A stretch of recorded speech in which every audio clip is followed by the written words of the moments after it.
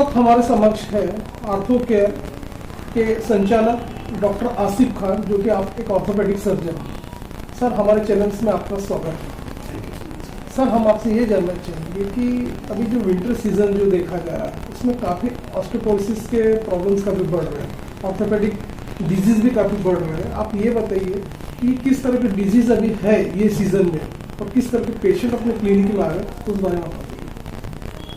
Generally जो winter से related disease होती है उसमें मोस्टली जो जॉइंट पेन के पेशेंट ज़्यादा आते हैं और जॉइंट स्टिफनेस, ये कंप्लेन ऑलरेडी जो है पहले से प्री एग्जिस्टिंग डिजीज़ होती है, उसको लेकर जो है उसके जो सिम्टम है विंटर में काफ़ी बढ़ जाते हैं और पेशेंट का जो पेन, स्टिफनेस या उसकी जॉइंट की मोबिलिटी रेस्ट्रिक्ट होती है। उसके बाद पेशेंट जो है विंटर में डॉक्टर से कंसल्ट करने के लिए आता है।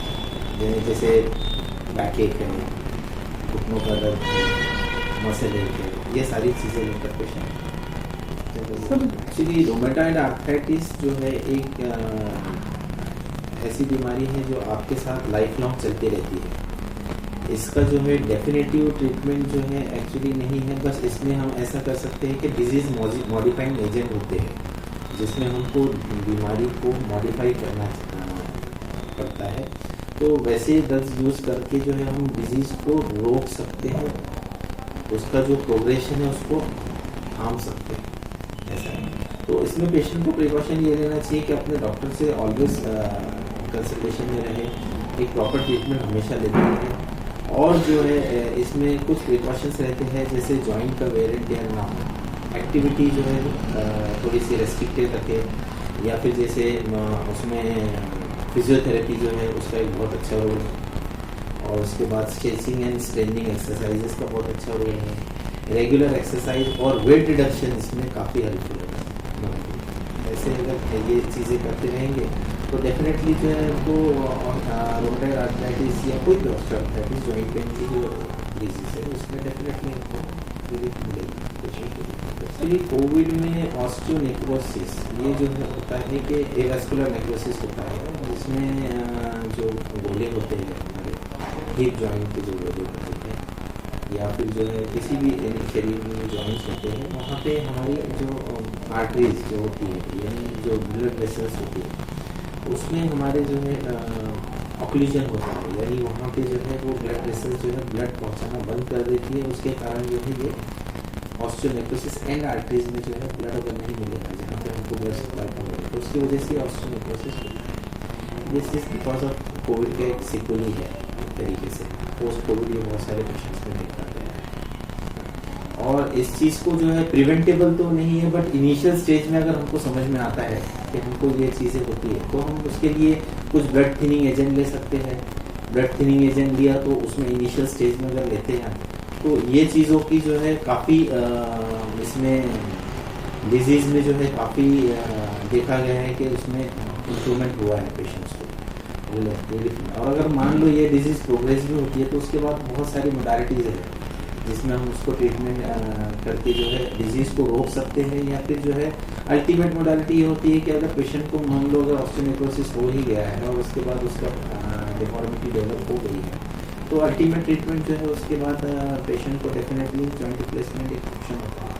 ऐसा है इसमें होती है हिप सेविंग सर्जरीज जो है वही मैंने बताया था कि इसमें इनिशियल स्टेज में अगर हमको जो है ग्रेड स्टेज 1 में अगर पता चलता है तो हम लोग जनरली मेडिकेशन यूज़ कर सकते हैं, ब्लड थिनर बिस्फॉस्फोनेट यूज़ करते हैं, बहुत सारी मेडिसिन है। और उसके साथ ही साथ जो है कोर डिकम्प्रेशन नाम का प्रोसीजर होता है जिसमें हम ड्रिलिंग करके जो है कॉम्प्रेशन जो ये रहता है एंड यानी सब कैपिटल रीजन का जिसको हम बोन के जो उसमें जो कॉम्प्रेशन है उसको रिलीज कर देते हैं, वहाँ पे न्यूवेस्कुलराइजेशन होता है, यानी वहाँ पे नई ब्लड की कोशिकाएं बनती है जिसकी वजह से नया अगर बोन फॉर्मेशन होता है तो उससे काफ़ी देखा गया है कि कुछ परसेंटेज ऑफ पेशेंट्स में जो है ये डिजीज़ रिवर्ट हुई है।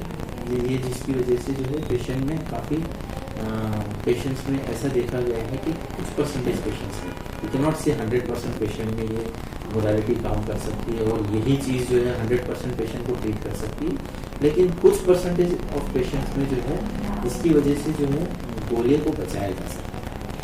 एक्चुअली कैसा है, बोन डेथ जो है ये सिर्फ और सिर्फ कोविड की वजह से नहीं होती है, इसके बहुत सारे कारण हैं। जैसे सिकलर्स में होता है, जैसे बहुत सारे जो है टोबैको च्यूअर होते हैं या स्मोकर्स होते हैं उनमें भी होता है, या बहुत लोग जो होते हैं जो स्टेरॉइड लेते हैं, या जो है क्रॉनिक स्किन डिजीज के पेशेंट होते हैं जिनको बहुत सारी मेडिकेशन स्टेरॉइड के साथ होते हैं, उन लोगों में भी बोन डेथ के लक्षण जो है पाए जाते हैं।